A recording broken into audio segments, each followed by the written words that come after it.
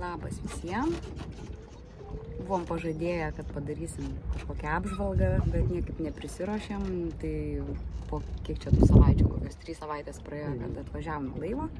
Apžiūrėjom, viskas labai tvarkinga. Tai kažkaip pasidžiaugiau, kad vadinas, tai gerai sutvarkėm. Išvažiuodami smagu sugrįžti, kai švaru. Laivas viskas sveikas, tvarkingai pririštas, nieko nenutikė.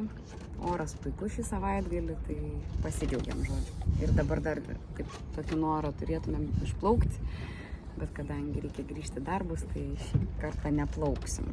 Gal kitą savaitgalį arba dar kitą.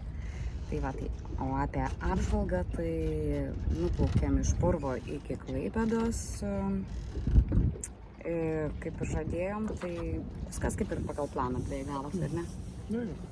Ir pradėjom Liepos 30, pabaigėm rugpjūčio 17, nuplaukėm 645 jūrmylės. Kaip kilometrais pavartus? Kart 1,8. Kart 1,8. Tai va, praleidom 19 dienų kelioniai. Įgula buvo visa pilna. Visi 5 iki Stokholmo. Stokholme Ūlą išlydėjom į Lietuvą.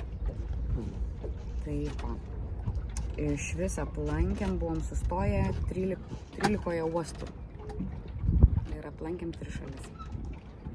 Suomija, Landus galim sakyti, 2, bet... Suomija, Landai, Švedai. Švedai. Ir jau paskui Lietuvą. Kabinam 3 vėliavėlės ant stiebo, plaukdami. Tai va, tai tiek tos apžvalgos.